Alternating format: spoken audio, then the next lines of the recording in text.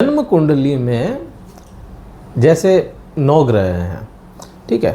इन 9 ग्रहों में कोई साथ दे ना दे, लेकिन जो पंचमेश होगा ना वो तो साथ निभाएगा ही निभाएगा, चाहे वो किसी परिस्थिति में बैठ गया।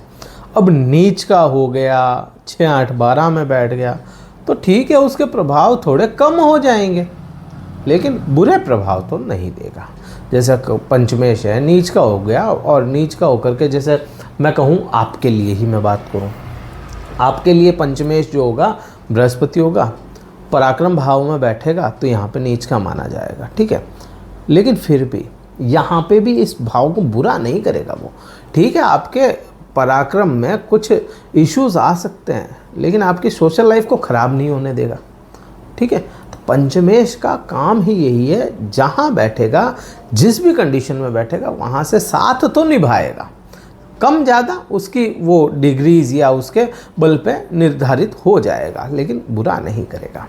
अब इसी प्रक्रिया में आपके पंचमेश बृहस्पति ग्रह कुछ बदलाव कर रहे हैं।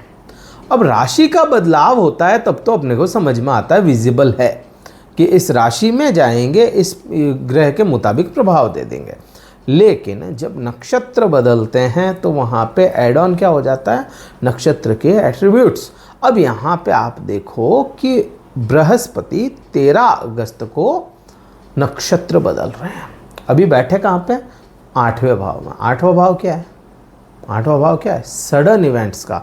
8वां भाव क्या है, सडन एकदम से कोई चीज़ आपके साथ में घट गई जो आपको अंतरात्मा तक झंझोर दे, ये 8वां भाव है। 8वां भाव क्या है, आपकी नींद का। 8वां भाव और क्या है, ससुराल पक्ष है। 8वां भाव आपके गुप्त शत्रुओं का, रहस्यों का, गुप्त कलाओं का, आपकी गुप्त किसी भी तरह की बीमारी का भी। जो चीज़ें दुनिया के सामने नहीं रखी जाए वो 8वां भाव ही है। अब 8वें भाव में आपका बृहस्पति जो पंचमेश भी है वो यहाँ पे विराजमान है, और इसी में नक्षत्र बदल रहा है। नक्षत्र कौन सा बदलेंगे, पुनर्वसु नक्षत्र। पुनर्वसु नक्षत्र को समझ लिया तो आपके आधी वीडियो तो यही समझ में आ जाएगी। पुनर्वसु नक्षत्र क्या है, पुनर्वसु नक्षत्र जैसा कि इसका नाम ही अपने को समझ में आता है, पुनर्निर्माण करने वाला नक्षत्र है ये पुनर्वसु, ठीक है। पुनर्निर्माण करेगा, कहाँ का करेगा, भाग्य का करेगा, कहाँ का करेगा, आपकी क्षमताओं का करेगा। फिर से जैसे अपन कहते हैं ना कि भाई किसी इंसान का भाग्य एक समान नहीं रहता, बिल्कुल सच्चाई है। आज बहुत अच्छा तो कल बहुत बुरा, और परसों फिर से अच्छे की ओर अग्रसर हो जाता है। तो जो आज अच्छा था कल बुरा हुआ और परसों वापस अच्छे की तरफ अग्रसर हो रहा है ना, तो ये जो बुरे से अच्छे की तरफ अग्रसर होने की प्रक्रिया है ना, यही पुनर्निर्माण है भाग्य का। अब इस पुनर्वसु नक्षत्र की मैं बात करूं, इसके स्वामी कौन है, बृहस्पति ग्रह खुद है। जो बृहस्पति गुरुदेव बृहस्पति हैं वो खुद ही तो पुनर्वसु नक्षत्र के स्वामी हो गए, ठीक है। तो पॉजिटिव मिल गया। इसके देवता कौन है, इस नक्षत्र का भी तो कोई देवता होगा ना। इस नक्षत्र का जो देवता है वह है देवताओं की माता अदिति। कौन थी अदिति, देवताओं की माता थी और ऋषि कश्यप की पत्नी थी, ठीक है। तो यहाँ पे देवताओं में जो क्षमताएं थी वो क्षमताएं उनकी माता में भी होगी। और बृहस्पति कौन है, देवताओं के गुरु हैं, तो सपोर्ट अपने को यहाँ पे अच्छा मिलता समझ में आता है, ठीक है। फिर यहाँ पे आप देखो मंगल ग्रह क्या है, मंगल भी तो देवता ही है ना, मंगल ग्रह भी देवता है, तो यहाँ पे उनका सपोर्ट मिलता है।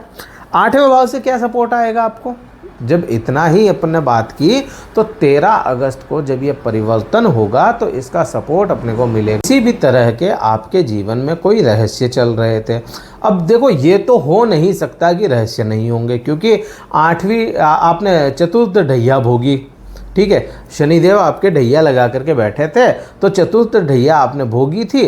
तो अब यहाँ पे क्या समझ में आता है, जो रहस्य थे, जो अपने को पीड़ाएं मिली, जिनका निवारण नहीं मिला, कोई पहेली ही उलझ गई, तो वो पहेली सुलझती नजर आएगी। कब तक है ये प्रभाव, जब तक यह इस राशि में है। सीधा सा यही कहूँ मैं कि भाई जब तक मिथुन राशि में है तब तक तो ये प्रभाव अपने को देखने को मिलेंगे। किसी भी तरह के रहस्य खत्म हो रहे हैं, आपको धार्मिक यात्राएं करने की इच्छाएं होंगी और कई मोड़ पे आपकी धार्मिक यात्राएं भी हो जाएगी। तो ये प्रभाव अपने को अच्छे समझ में आते हैं। अब यहाँ से एक पॉइंट और, ससुराल पक्ष के साथ में भी आपके थोड़े से संबंध सुधरते नजर आएंगे। अगर किसी पुरुष के अपने ससुराल पक्ष में, पूरे ही मैं पक्ष की बात कर रहा हूँ, ससुराल पक्ष में किसी के साथ में भी संबंध खराब है तो सुधार की तरफ यह दिखता है। ठीक है, अब यहाँ से अपन देखें कि दृष्टि संबंध बहुत इम्पोर्टेंट होता है। बृहस्पति एकमात्र वो ग्रह हैं जो जहाँ बैठते हैं उससे ज़्यादा अच्छे प्रभाव जहाँ देखते हैं वहाँ पे भी लाते हैं। अब यहाँ से जो इनके प्रभाव हैं, पांचवी दृष्टि देखोगे, देखो सातवीं दृष्टि बाद में बताऊंगा, पहले पांचवी और नौवीं बताऊंगा, है ना। पांचवी दृष्टि का संबंध कहाँ पे बनेगा?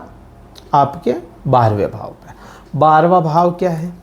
12वां भाव विदेश से जुड़ना, आपका न्याय, आपके साथ कुछ भी चीज़ें न्याय, आपके कोर्ट केसेस हो गए, आपके यहाँ से यात्राएं हो गई, सडन इवेंट्स हो गए, किसी भी प्रकार के हॉस्पिटल के खर्च हो गए, बंदिशें हो गई आपके ऊपर, आपका यहाँ पे वैवाहिक सुख जिसको कहते हैं अपन, शैया का सुख हो गया, यौनाचार जिसको कहें अपन या संसर्ग कहे वो भी हो गया। ठीक है, तो ये सब चीज़ें में जब देखो, एक तो राशि कौन सी है? शुक्र की, एक चीज़ तो वो हो गई। दूसरा, शुक्र की राशि ही वहाँ पे मिल रही है तो वो चीज़ें तो आपके लिए थोड़ी सी बन जाती है। अब बृहस्पति जैसा ग्रह देखेगा तो वृद्धियाँ तो करेगा ना। अब यहाँ पे वृद्धियाँ क्या होगी? यात्राओं में वृद्धि हो जाए आपके, ठीक है, आपके हॉस्पिटल आने जाने में वृद्धि हो जाए, लेकिन बीमारी कटती हुई चली जाए, एक तो ये। दूसरा, फिर यहाँ से आप देखोगे कि आपके जो आंतरिक संबंध थे पति पत्नी के, उनमें भी सुधार देखने को मिलेगा। आपसी जो संबंध हैं उसमें भी काफ़ी हद तक सुधार देखोगे। कोर्ट केसेस वगैरह थे तो उसमें भी आपको कहीं ना कहीं रिलीफ देखने को मिलेगा। तो वृश्चिक राशि के लिए ये भी चीज़ें काफ़ी हद तक ठीक है। विदेशों से कनेक्ट होने का मौका मिलेगा, ये भी अच्छा सपोर्ट आपको मिलेगा इसका बृहस्पति का। अब यहाँ से 9वीं दृष्टि देखें। अब ये जो चीज़ें मैंने जो भी बताई ना, यहाँ पे राहु के भी पॉइंट ऑफ व्यू से देखना पड़ेगा। जैसे 5वीं दृष्टि है तो 5वीं दृष्टि पे राहु की 9वीं दृष्टि आ रही है ना, तो वो विदेशों से कनेक्ट करवाता है। ठीक है, अब यहाँ से मैं 9वीं दृष्टि की बात करूँ। 9वीं दृष्टि कहाँ जाएगी? 9वीं दृष्टि जाएगी चतुर्थ भाव पर। चौथे भाव में बैठा हुआ राहु पे जब बृहस्पति की शुभ दृष्टि जाएगी तो क्या करेगा? विस्तार करेगा। काहे का विस्तार करेगा? भौतिक सुखों का विस्तार करेगा। राहु क्या है? राहु लग्जरी है, तो ये क्या चाहता है? लग्जरी चाहता है आपके जीवन में, भौतिक सुख बढ़ाना चाहता है आपके जीवन में। तब ये क्या करेगा? यहाँ पे राहु भूख बढ़ाएगा और उस भूख को शांत कौन? बृहस्पति करेगा। एक चीज़, माता के स्वास्थ्य में गड़बड़ होनी तय है, ध्यान रखिएगा और विशेष ध्यान रखिएगा, क्योंकि राहु चौथा सब कुछ दे देगा लेकिन माता के स्वास्थ्य को खराब करता है। विशेष ध्यान रखें, हो सके तो छोटी मोटी यात्राएं कराएं। ज़्यादा राहु पॉजिटिव रिजल्ट देगा, फिर आपको छोटी मोटी यात्रा छोटी भी कर लो तो भी चलेगा, लेकिन करो, क्योंकि राहु है ना कनेक्ट करना 8वें को भी, 12वें को भी और चौथे को भी। तो यहाँ से ये है ना पैसा खर्च करवाता है यात्राओं पे। छोटी कर लो ताकि राहु अच्छे पॉजिटिव रिजल्ट दे आपको। ठीक है, तो ये प्रभाव यहाँ पे अपने को समझ में आता है। विशेष कौन सी है? 7वीं दृष्टि। 7वीं दृष्टि यहाँ पे दूसरे भाव पे जाएगी। मैं कभी भी डायरेक्ट पैसे की बात नहीं करता, कभी भी नहीं करता, मैं लाभ की बात करता हूँ, लेकिन आज मैं पैसे की बात कर रहा हूँ। यहाँ पे धन की वृद्धि दिखाता है। क्यों दिखाता है? क्योंकि दूसरा भाव जो है वो संचित धन का है, आपकी वाणी का है, और यहाँ पे किसी भी बुरे प्रभाव अपने को नहीं देखने को मिल रहे हैं। केतु भी है तो वह शुक्र के नक्षत्र में अभी दबा हुआ है, तो यहाँ पे संचित धन बढ़ाने का कार्य भी करेगा, प्लस यहाँ पे आपकी वाणी में ज्ञान भी दे देगा। तो ये प्रभाव अपने को अच्छे समझ में आए। ठीक है, क्या किया जाए उपाय? विष्णु सहस्त्र नाम का जाप कर सकते हैं, हनुमान चालीसा का पाठ कर सकते हैं, हनुमान मंदिर में गुलाब समर्पित करें, सबसे अच्छे उपाय हैं ये तो ये प्रभाव और ये उपाय मैंने आपको बताया। वीडियो कहीं भी अच्छा लगा हो लाइक कीजिएगा, शेयर कीजिएगा, सब्सक्राइब जरूर कीजिएगा चैनल को। और अगर कुंडली विश्लेषण करवाना चाहते हैं, डिस्क्रिप्शन में कार्यालय का नंबर है, व्हाट्सअप मैसेज द्वारा संपर्क करके अपना स्लॉट बुक करवा के फिर मुझसे बात कर सकते हैं। इस वीडियो में इतना ही था। जय हिंद, वंदे मातरम, भारत माता की जय।